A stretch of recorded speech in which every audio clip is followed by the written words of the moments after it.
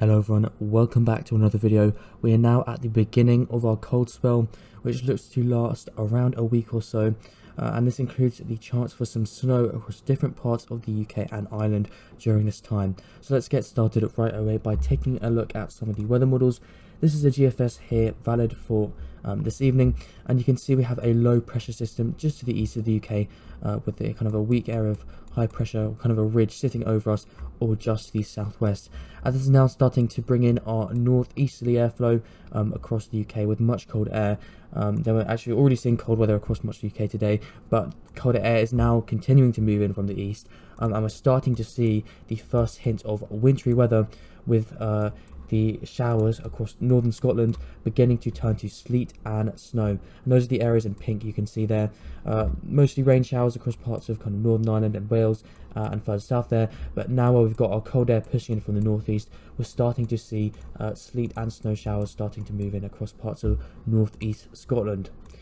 Continuing over the course of this evening and into tomorrow, that low that was originally across the North Sea kind of slips further southeast into parts of Germany there and Europe, and that brings in even colder air, so that by kind of, you can see, Thursday, Friday time, we have pretty much all of the UK and Ireland covered by that -5 degree isotherm, which is where the temperature at 1.5 kilometers, also known as 850 hectopascals, is -5 degrees Celsius or below, and that's generally the temperature we look out for snow conducive air.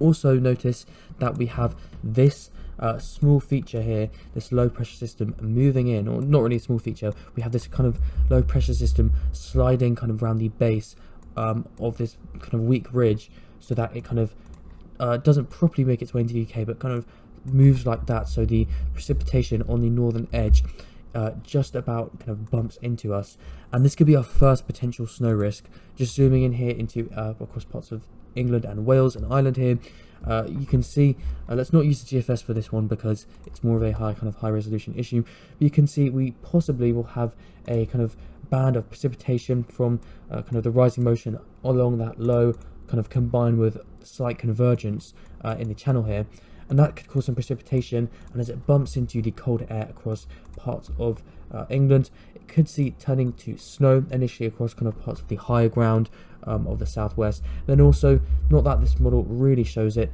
but also into parts of central southern England there is a small chance. For example, showing the Canadian model, sorry, I've gone to the end of the runner, showing the Canadian model, you can see what I mean. You kind of get that weak band into parts of central southern England like that. Now there is some uncertainty because not all the models are showing anything like that at the moment. For example, this morning's UKV model, which I'm showing you right now, you can see that band just about stayed south of us, so that there was kind of just anything, the only snow was really just kind of light flurries across the far southwest there.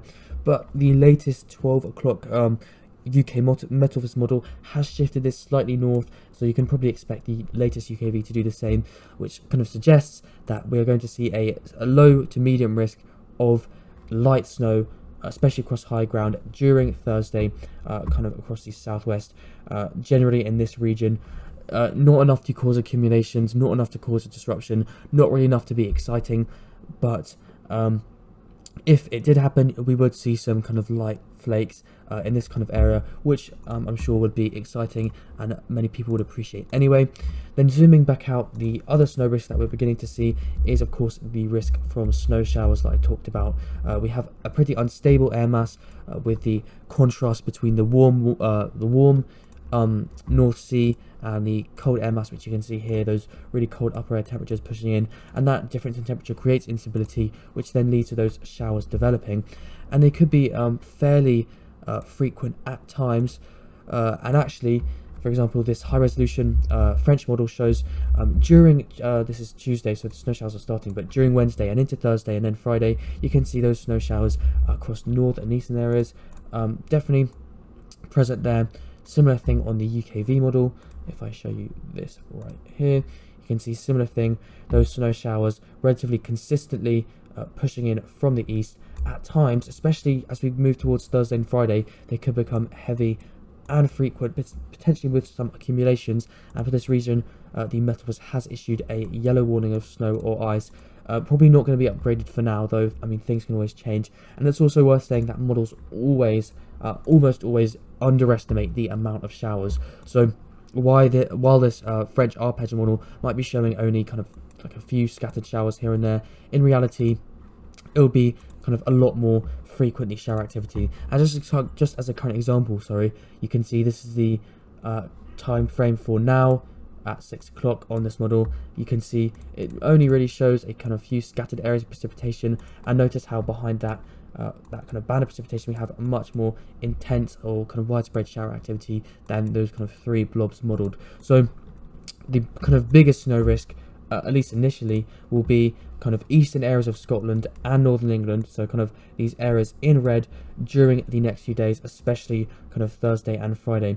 There's also the risk, as this UKV displays here, that those showers could at times drift further south into parts of eastern England, potentially even into parts of the southeast, as some models show here. For example, the arpeg kind of shows a few kind of snow showers into parts of eastern England and the southeast there, as you can see, into kind of Friday as well, similar thing. So it's worth bearing in mind the models will be underestimating the showers, so especially further north there'll be frequent showers, and even the risk across basically the entire east coast, but unfortunately, especially the further south you go, the reduced kind of frequency, intensity of these showers and the reduced accumulations.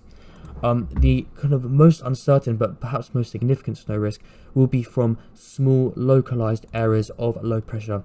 Now, I talked about this in the last video, and there have been some hints of a kind of small disturbance which could bring a snow risk to more kind of western areas of the UK and Ireland. We're going to use the 6 o'clock runs as an example, because you can see that they now have kind of slightly disappeared on the output. For example, the Icon model brought this small feature of snow into parts of Wales and the Midlands during Sunday. A similar thing was also shown on the GFS 12 o'clock, as you can see there, a small feature on Sunday to kind of parts of Wales and the West Midlands, bringing a short but kind of rather intense spell of snow.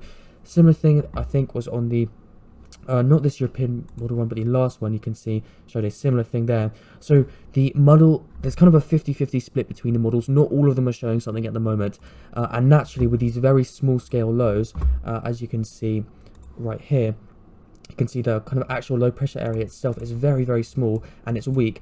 These kind of small and weak lows are very, very hard to forecast, so there's going to be a lot of uncertainty, but I will update you if this changes and it looks more likely that we're going to see this kind of track. In terms of temperatures, because we are of course seeing a cold spell, it's definitely kind of going to feel more cold than it will be snowy, and as you can see, the minimum temperatures could get pretty low. The UKV suggesting that across the mountains of Scotland on kind of Friday night, potentially dipping below kind of -5, -6, even lower, -10 perhaps there. But for most of the UK, starting tonight, it's going to be a pretty cold night, widely sub-zero. Into tomorrow morning as well, you can see -5 or 6 degrees across southern Scotland. So generally cold weather, perhaps -7 across parts of Wales and Midlands and northwest England tomorrow morning. So generally cold weather. In terms of daytime temperatures, also look at that on Sunday, potentially -5, 6 across the south. Then in terms of daytime temperatures, it's not going to be feeling particularly warm either. You can see this is Friday, perhaps only a maximum of kind of 1 or 2 degrees in the far southeast there. Away from coast inland, it will generally be kind of 1, 0 negative temperatures. So very wintry cold weather basically starting tomorrow, when we've got this very cold air mass, and then lasting at least into kind of Monday, Tuesday next week. In terms of the longer term, because there is some kind of vaguely interesting stuff there, let's take a look at the European mean weekly pressure anomalies, and you can see for this week we've got our high pressure to the north, as I've mentioned a few times now, which is causing our cold northeasterly flow. Into next week we still have high pressure to the north, suggesting possibly the very low chance of some kind of battleground scenario of maybe frontal snow further north. That's a low risk at the moment. What's now looking increasingly likely is a return to kind of unsettled weather by the middle of December, as you can see in the blue areas there showing below average pressure. But despite this, we have been seeing one or two model runs showing something slightly different. For example, the 12 o'clock GFS run actually showed a pretty unusual setup. It showed a pretty strong easterly by the middle of December, bringing in cold, very cold air and snow showers, but this is a very, very strong outlier. It seems completely unlikely, and what seems more likely is that by mid-month we're going to be seeing a return to unsettled, windy, rainy, less cold weather, as the previous GFS run showed like this.